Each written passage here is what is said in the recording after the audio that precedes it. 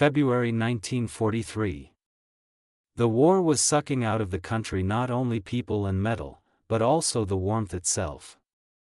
In the frozen offices of the Irkutsk NKVD department, it seemed that even the air was gray and tired. I, Captain of State Security Alexei Orlov, was sitting over reports on saboteurs when Colonel Sizik, the head of our department, walked into my office without knocking. His face, usually impenetrable, like the armor of a tank, was worried. "Get ready, Orlov. Urgent departure."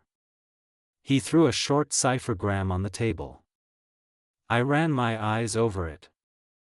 Object, Special Settlement, Tikaya Zavid, remote shore of Lake Baikal. Status, lost contact.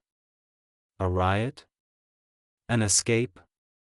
I asked, already mentally calculating how many fighters would be needed to cordon off the area. Worse, Sizik snapped. The unknown. They've been silent for 2 days. This isn't just a village. There's a tungsten mine there. Strategic raw material. Every kilogram is worth its weight in gold for tank armor. Losing it now would be a firing squad for all of us. He handed me another sheet. A transcript of the last, barely legible radiogram received last night. The voice of the settlement chief, Major Belov, was distorted by interference, but the words that were made out were unmistakable. Center, this is Key 1, reception, interference, water, the water has turned black, they, under the ice, calling, screaming under the ice, these are not people, these are not. At this point the recording ended with a deafening crash, as if the radio station had been hit with an axe. I reread the transcript twice. The ravings of a madman. Major Belov was an experienced prisoner who had been through the finish one. He was not one to panic or go on a drinking binge. What could have made him broadcast such nonsense? Your task, Orlov, the colonel pointed his finger at the map, is to take a group, fly to the site and report the situation. Find out what happened there. Sabotage, mass insanity, epidemic, whatever. And restore the mine's operations. At any cost. You have 3 days. I was a man of the system. A man for whom the most terrible monster always had a human face and an article in the criminal code. I did not believe in black water and voices from under the ice. I believed in saboteurs, traitors, and the power of orders. And I was sure that I was flying to a routine cleanup. I have never been so wrong in my life. The road to the quiet backwater was a road to nowhere. The old, rattlingly, too carried us over Lake Baikal. But this was not the Baikal that was depicted in paintings. In February of 1943, Baikal was not a lake. It was a white, silent, dead planet. An endless icy desert, tormented by cracks and polished by the Barguzin wind, which howled behind the thin skin of our plane like a hungry beast. Below us was a kilometer of icy water, but it seemed that below us were kilometers of emptiness. A feeling of complete, absolute isolation from the entire human world. We landed on a cleared strip on the shore. No one met us. Quiet backwater greeted us with silence. But it was not the silence of an abandoned village. It was the silence of a moment that had suddenly stopped. The village was absolutely intact.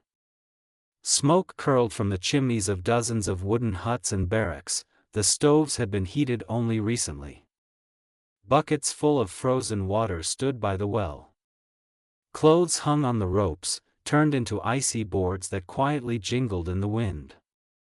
We entered the first house. On the table stood a plate with cold but untouched porridge. Next to it was a mug of frozen tea. A child's mitten lay by the stove. as if the owners had gone out for a minute and were about to return. In the canteen for civilians, there were dinners on the tables. Bread cut into even slices, soup in bowls covered with a crust of ice. In Major Belov's office, documents were scattered on the floor, and on the table stood an unfinished glass of vodka and an open revolver.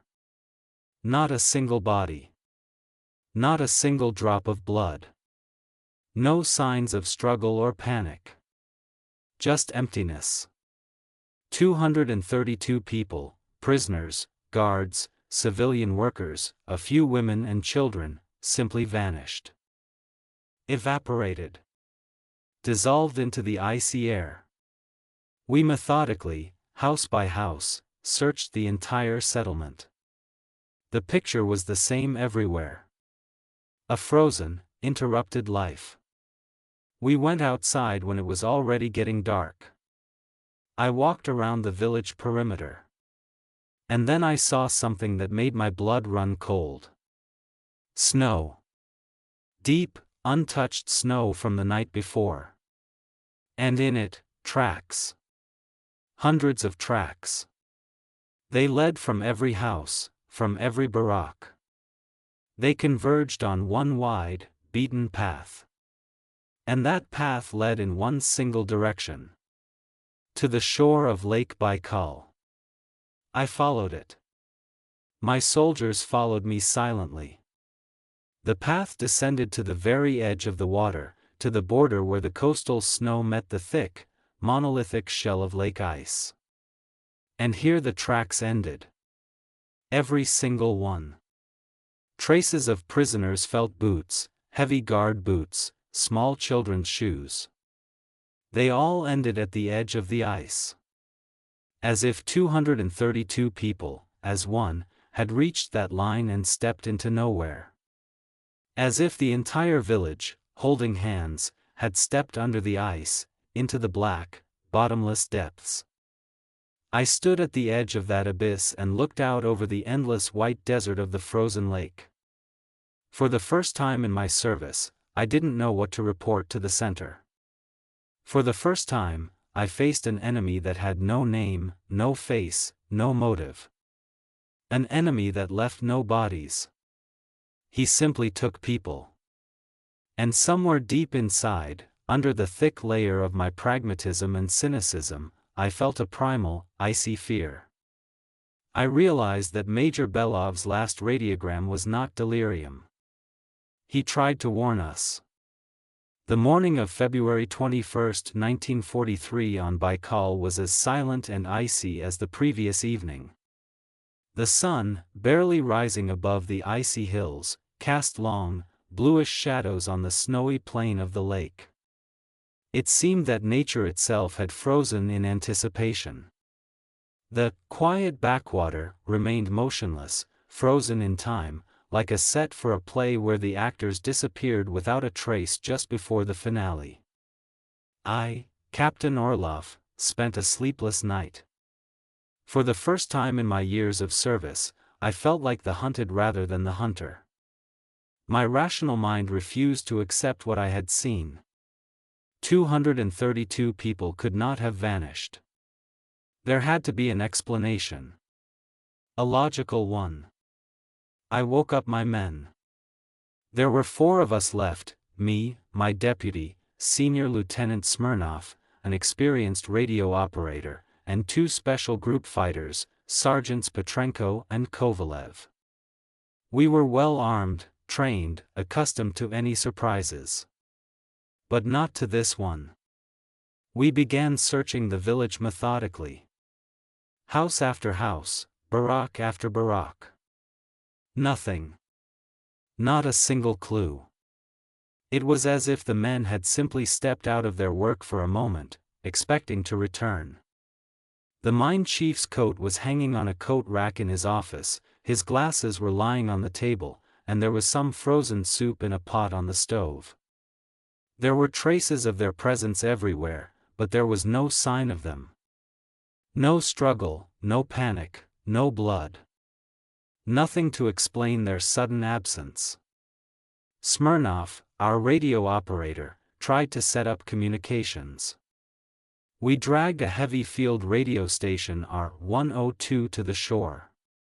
He worked on it for almost an hour, but there was nothing on the air except crackling and noise. "It's not getting through, Comrade Captain," he finally reported. "It's like there's some kind of jammer around us. Not a single signal." My eyes involuntarily darted to the endless icy surface of Lake Baikal. Under this thickness of ice there are kilometers of water. What if the jammer is there? While Smirnov was fiddling with the radio, I ordered Petrenko and Kovalev to inspect the pier and the ice edge. They had to find at least something that would explain why the human tracks ended right here. A few minutes later, Petrenko's cry was heard. He was standing at the edge of a crack in the ice, his face pale, his fingers shaking as he pointed at the black water below. "Comrade Captain! Look!" I walked up to him. There was something moving in the crack we had used yesterday to get water. Under the ice, in the dark, bottomless depths, shadows were flickering. Large, shapeless, black. They moved with incredible speed, gliding just under the edge of the ice, and their shapes were completely unlike fish, seals, or anything alive I had ever seen. They were silent, and their movements were smooth, hypnotic. Like huge, eyeless creatures dancing in their icy prison. "What is this?" Kovalev whispered. I didn't know. But I felt the primal, animal fear I'd felt yesterday rising in my throat again. I was a pragmatist. I believed only in what I could touch, measure, classify. But these shadows. They defied all laws of nature. Back in the village, I ordered the men to pack up. We were too isolated. Too vulnerable. We had to retreat, report to the center, request reinforcements. Maybe even air power. I was ready to announce saboteurs, a new form of German weapon, anything that Moscow could understand. While we were gathering our gear, Smirnov, the radio operator, came up to me. He was holding an old, yellowed notebook in his hands. "Found it in the settlement chief's hut, Comrade Captain. Under the floorboards. Looks like it's his personal diary." I took the notebook. The handwriting was uneven, hasty, but neat. Major Belov had kept this diary since the very beginning of his stay on Baikal. Most of the entries concerned routine camp life, reports on tungsten mining. But the last pages. January 15, 1943. We started to go deeper. The ore is deeper than we thought. We had to use explosives. Depth charges. I hope this won't wake up what the locals are talking about. The old Bury It people warned us. They said that the master of the depths doesn't like noise and iron. My eyes involuntarily darted to Baikal. Master of the depths.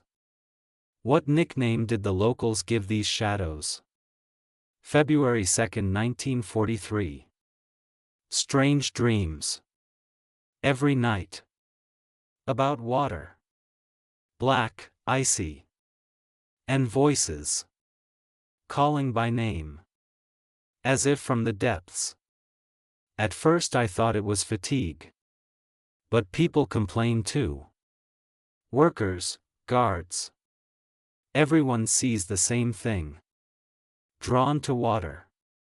February 10, 1943. The voices became clearer. These are not dreams. This is reality. I hear them even during the day. They sing. It seems like songs. But the language. Not ours. Like old, long-forgotten words. Some prisoners try to get to the ice hole at night. We have to tie them up. They rushed to the water, like people possessed. February 18, 1943. Increased production. The front needs tungsten. We detonate more often. And louder. The shadows under the ice have become denser. They are no longer just shadows. They move. As if looking at us from the depths. And voices. They are everywhere now. My people, they are changing. Their eyes, they are looking into nowhere. And they do not listen to me. They listen to something else. The last entry was made the day before the connection was lost. It was short, but it was filled with such horror that even nightmares could not even dream of it. February 19, 1943. They were calling. They were calling. Everyone. I tried to stop them. But they kept coming. Calmly. Without fear. One after another. Straight into the crack. Straight into the mouth. It's calling. And I'm coming too. I hear it. It's not death. It's water. The handwriting broke off. As if Belov was writing while his hand was reaching for the inevitable. I closed the diary. For the first time in my life, I realized that I had encountered something I couldn't explain. It wasn't the NKVD. It was something ancient and alien. And it had taken everyone. Every single one of us. At that moment, Kovalev, one of the fighters, suddenly froze. He stood in the middle of the snowy street, looking at Baikal. His face was pale, his eyes glassy. He was smiling. A calm, serene smile. Kovalev. I barked. He didn't react. He walked slowly towards the shore. Straight towards the crack in the ice. Stop. I rushed after him, but he was already far away. I raised my carbine and fired into the air. The loud sound of the shot broke the dead silence. Kovalev shuddered, as if waking from a dream. He stopped, blinked, looked back at me, his smile disappeared. Comrade Captain? What? I ran up to him and grabbed him by the collar. What happened to you? He caught his breath with difficulty. I don't know, Comrade Captain. I suddenly heard a voice. As if someone was calling me, from the water. And I so wanted to go. There. To them. As if I suddenly remembered everything. As if I. He fell silent, his eyes wide with horror. He realized what he had almost done. I looked at Baikal. The shadows beneath the ice were thicker. They slid just beneath the crack, as if they were waiting. Waiting for us to join them. Waiting for us to give in to their call. Now I knew what had happened to the village. And now I knew what was coming. We weren't here to investigate. We were here to be next. The next voices. The next shadows. Everyone, move away from the shore. I yelled. Don't go near the water. Radio operator, get your equipment ready. We'll try to get in touch. There's one more place. A local shaman lives 10 kilometers from here. They say he knows all the Baikal legends. Maybe he knows who this master of the depths is. We have to get out of here. And very quickly. We retreated to the center of the village, away from the edge of the ice. The cold was bone-chilling. And in that cold, among the silent houses, I heard voices. Quiet, barely audible, calling my name. The voices of those who had left. Of those who had become part of this icy silence. And I knew that soon ours would join them. Unless I found a way to stop it. Unless I found a way to seal this secret forever. We retreated from the shore, as one retreats from the edge of an abyss. Back into the dead silence of the empty houses, which now seemed almost cozy compared to the silent, calling horror of Baikal. Kovalev, a fighter who had almost stepped into an icy eternity, sat by the stove, wrapped in a sheepskin coat, drinking hot tea with trembling hands. His face was gray, and his gaze was empty. He could not explain what had happened to him. He spoke of a feeling of peace, of someone familiar calling him, of an irresistible desire to return home. There, under the ice. I, Captain Orlov, looked at him and understood that I had encountered a weapon against which rifles and regulations were powerless. A weapon that struck not at the body, but straight into the soul. But my mind, trained by years of service, still clung to logic. Voices? Shadows? This could not be. There had to be a rational explanation. Ultrasound. Infrasound. A geomagnetic field affecting the brain. Anything but an ancient curse. Smirnov, I ordered my deputy, get the hydrophones. Petrenko, cut a hole. Further from that crack. About 100 meters from the shore. Smirnov looked at me with bewilderment. Hydrophones, comrade captain? What do you want to hear? I want to hear the silence, I snapped. I want to record it, measure it, prove that there's nothing in that water but fish and icy slush. And if there's sound, I want to know its frequency. It was a desperate attempt to force the unknowable into the framework of science. We dragged a heavy box of equipment onto the ice. The soldiers, looking warily at the dark water, quickly cut a wide hole in the ice. Smirnov, pale but efficient, lowered 2 sensitive microphones into the black, steaming water, connecting them with wires to a reel-to-reel recorder on the shore. The recording has started, he reported. We sat in the headquarters barracks and listened. For the first 10 minutes, the headphones only contained what I expected, silence. The deep, viscous silence of the underwater world. The quiet cracking of ice, the creaking of freezing crystals. I was ready to state with relief that all this was mass psychosis against the background of fatigue and isolation. And then we heard. At first it was a quiet, barely audible whisper. As if someone was speaking at the very edge of hearing. Then the voices became clearer. They weren't just sounds. They were words. Fragments of phrases, laughter, crying. Dozens, hundreds of voices, woven into a single, monstrous chorus. Mashenka, my daughter, don't cry, whispered a female voice. Turn up the heat, guys, the plan is burning. A hoarse male bass shouted. 1, 2, 3, 4, 5, I'm going to look for, a thin child's voice rang out. These were the voices of the missing inhabitants of Quiet Backwater. I recognized the voice of Major Belov, he was giving some order.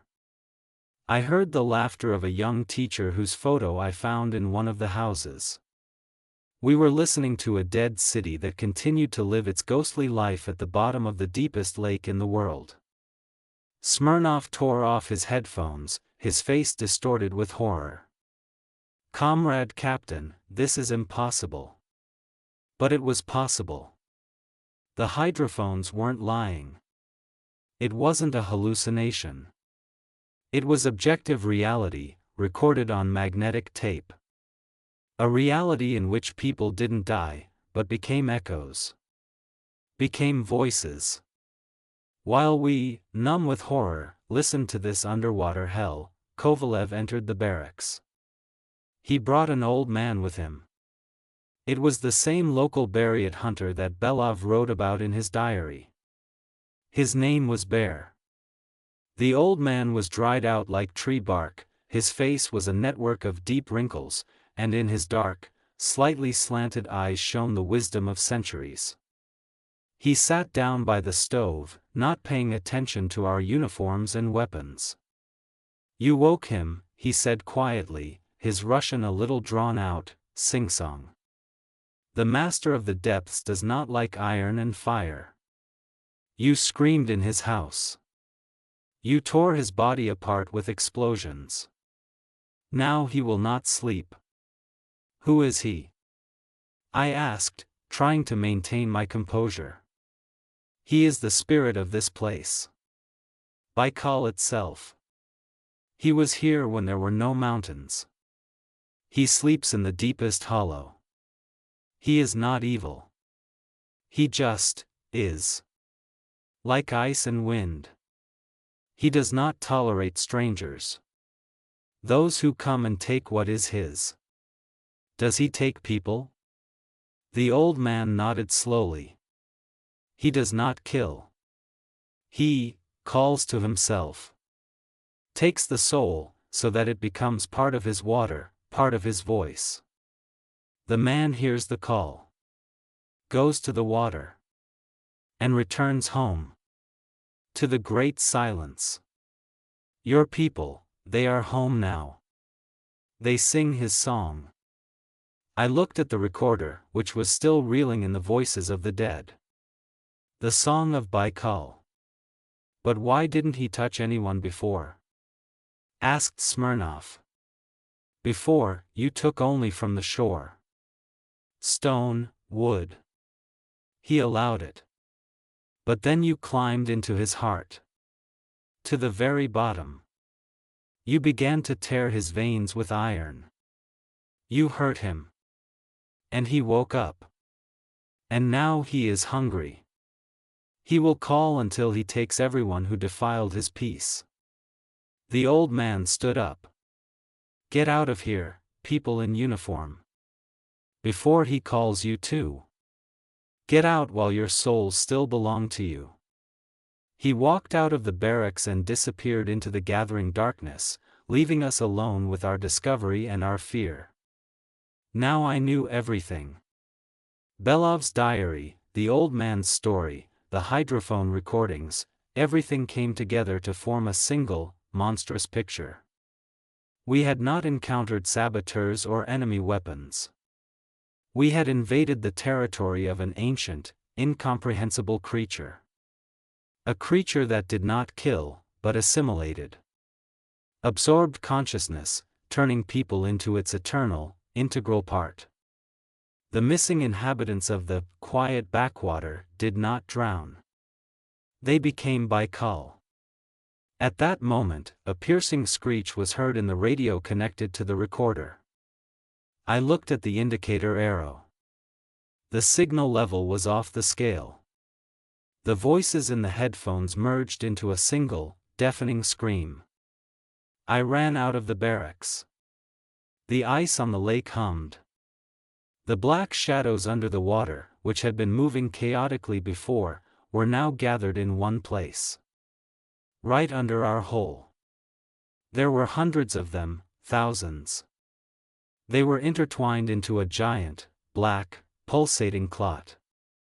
They were looking at us from the depths. They knew we could hear them. They knew we had found them. And now they were following us. The ice under the hole began to crack. Loudly, threateningly. Dark cracks ran from the hole in all directions. The creature was no longer calling. It was breaking its cage. It was going up. "Everyone take cover!"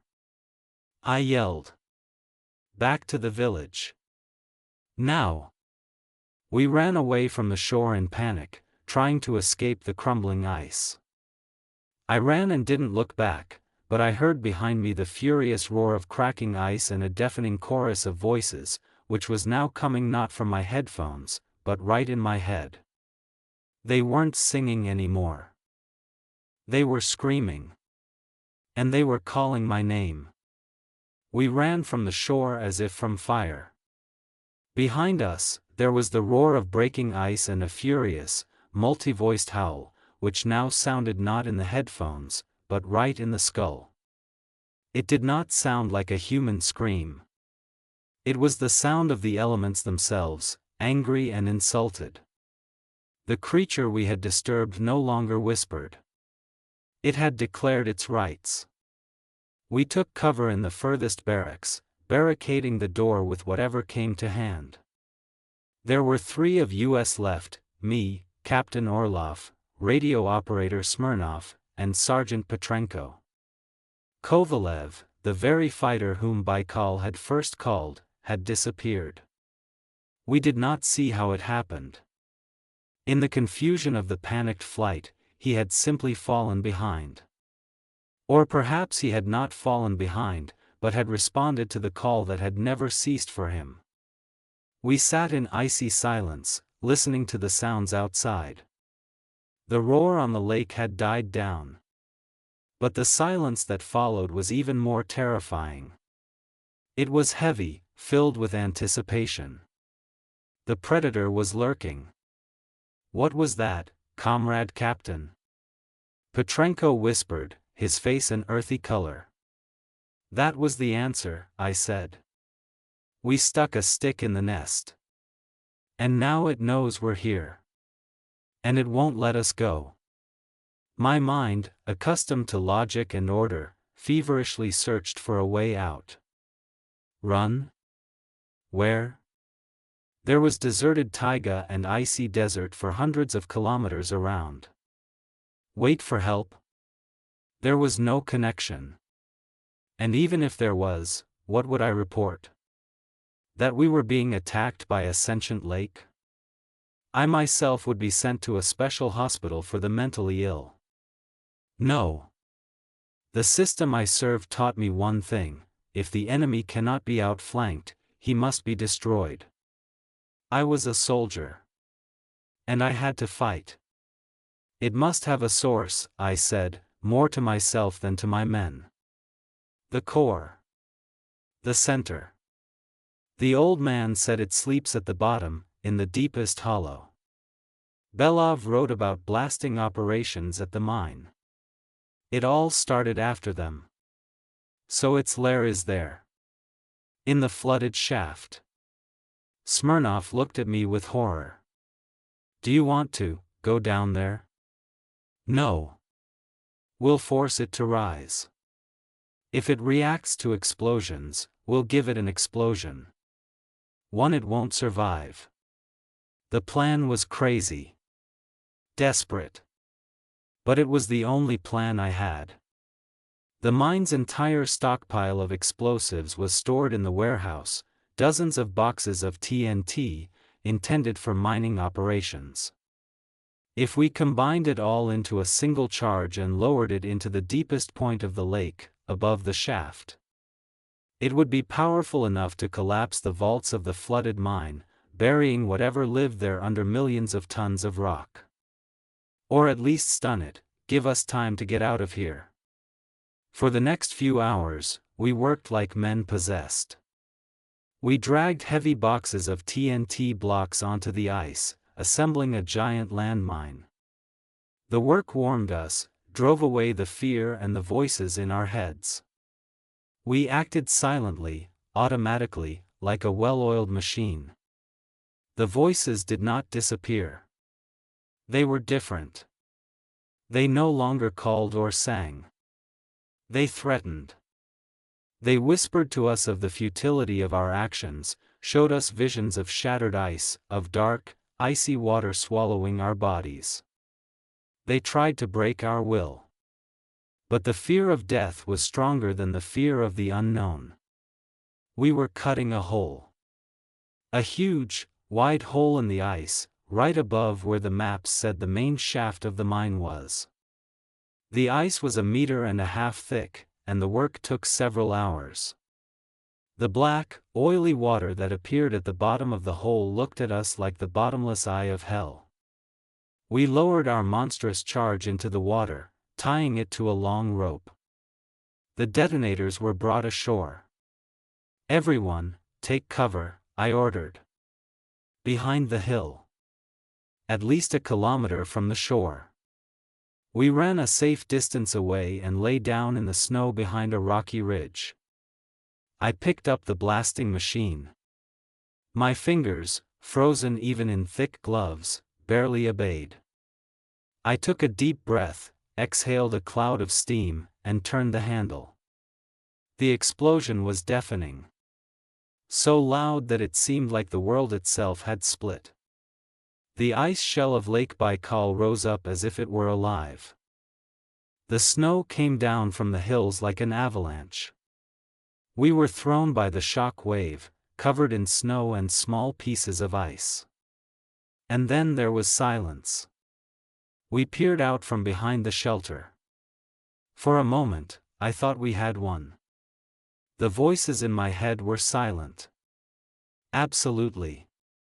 For the first time in days, there was complete, blissful silence in my mind. The shadows under the ice had disappeared. Above the lake, where the hole had been, only a column of steam rose. "We did it," Smirnov whispered. "Comrade Captain, we did it." He jumped to his feet, his face shining with relief. He was ready to celebrate his victory. But there was no victory. The silence was deceptive. It was the silence of a predator gathering its strength for the decisive leap. The water in the huge hole in the ice left by the explosion suddenly turned black. It began to bubble like a giant cauldron. And then something began to rise from it. It wasn't water. It wasn't a solid mass. It was absence. A living, pulsating absence of light and matter. A vast, shapeless cloud of those same black shadows we'd seen underwater. Now they had woven themselves into a single, colossal creature, the size of a 3-story building. It had no eyes, no mouth, but I could feel it looking at us. And it was angry. Our explosion did not kill him. It freed him. We destroyed his underwater prison. The creature burst out of the water and crashed onto the ice. And the ice began to die. Wherever the black mass touched it, it instantly lost its structure, turning into a dark, rotten mush. Thousands of tons of ice split with a deafening roar. Giant cracks, like black lightning, ran in all directions. We watched, frozen with horror, as the creature moved, pulsating, toward the shore. Toward us. It did not crawl or fly. It simply flowed from place to place, absorbing ice, earth, snow. "Run!" I screamed, coming to my senses. Back to the plane. We broke into a run, sinking into the deep snow, not knowing where we were going.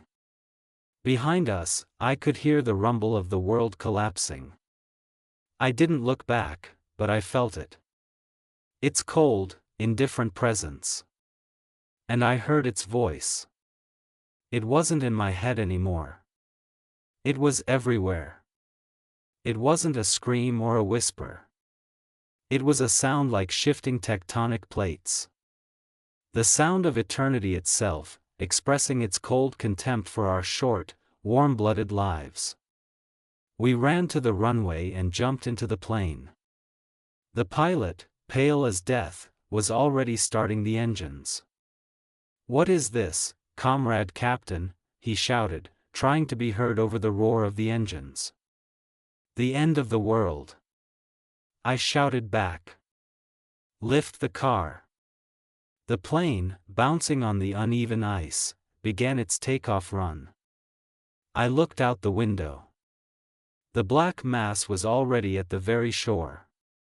It swallowed up our village, our barracks, our tracks.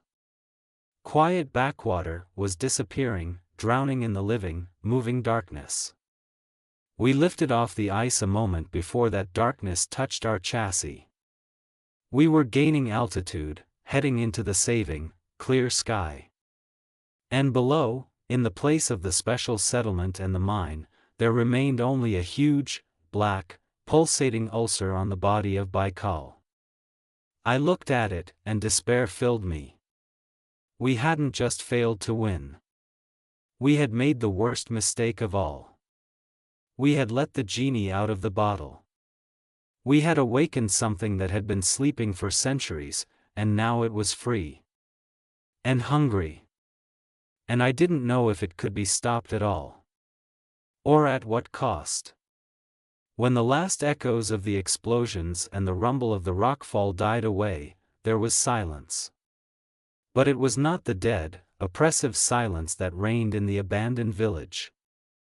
It was the silence of finality. The silence of a gigantic, man-made cemetery. The valley in which Tikaya Zavid was located ceased to exist. In its place rose an ugly, chaotic mountain of freshly fallen rock, blue-black against the white snow. We sealed the coffin. We buried hell under millions of tons of rock. The flight back to Irkutsk was a blurry, unreal dream. The same old Li-2 picked us up, and I looked out the window at the battered but peaceful landscape passing below us. I felt neither triumph nor relief. Only a cold, scorched emptiness. We had not won. We had hidden the problem. We had swept the trash under the world's largest carpet. In Irkutsk, we were not greeted as heroes. We were greeted as bearers of a terrible, infectious secret. Several days of interrogation in a remote, faceless office of the NKVD Directorate. I told everything as it happened, without concealment. About the empty village, about the shadows under the ice, about the voices, about the black creature that had broken free. Colonel Sizik listened to me silently, his face impenetrable, like the icy shell of Lake Baikal. He asked no questions. He showed neither surprise nor distrust. As if he already knew. As if in the most secret files of his department there were already reports of similar clashes.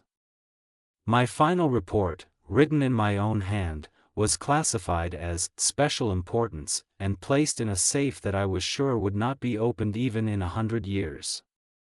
And for the rest of the world, for history, another, simple and understandable version was created. A dry, lifeless legend was born in official documents. The special settlement, Tikaya Zavid, was completely destroyed as a result of a sudden tectonic shift and the resulting large-scale rockfall. All personnel and prisoners, 232 people, were declared killed in the line of duty and buried under the rubble.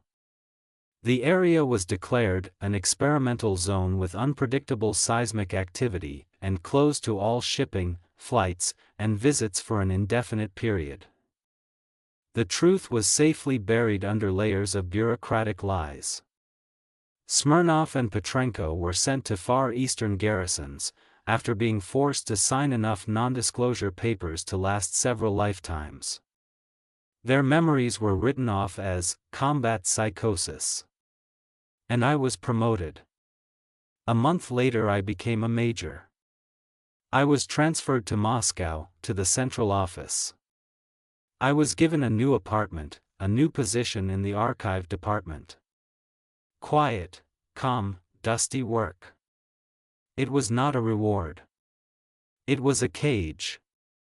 The system that I saved from a collision with the unknowable isolated me, made me the keeper of a secret that I could not share with anyone.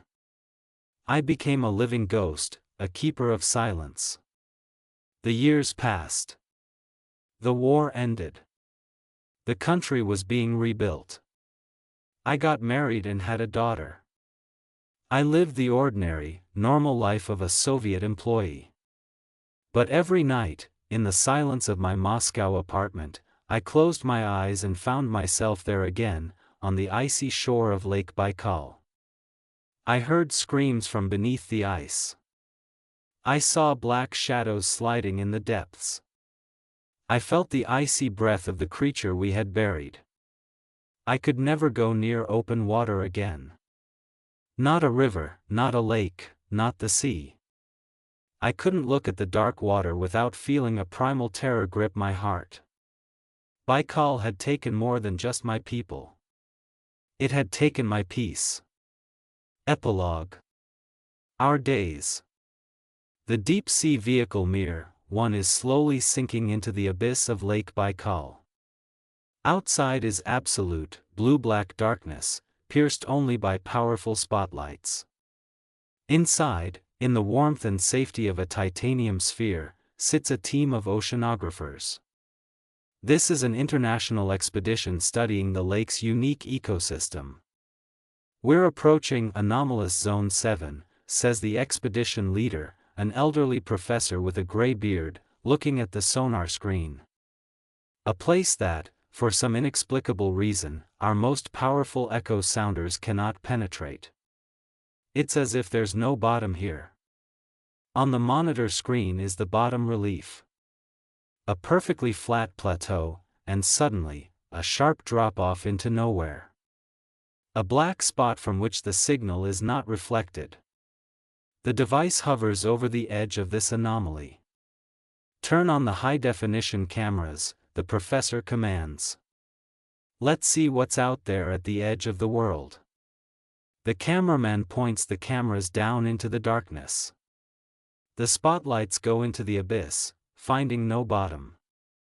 But they snatch something strange from the darkness. The edge of the cliff is not natural rock. It is giant, molten boulders, stacked in an unnatural, chaotic order. As if a mountain had once collapsed here. That's weird, mutters the young assistant, looking at the data from the sensors. The temperature outside has dropped sharply by 4 degrees. And the acoustic sensors, they're detecting a strange low-frequency hum. Very faint, on the edge of audibility. The professor peers at the monitor. Enlarge the image. Maximum. There, at the very edge. I see something. The cameraman zooms in. The camera focuses on one of the boulders on the bottom. And for a moment, just a moment, before the craft is carried away by the current, they see it.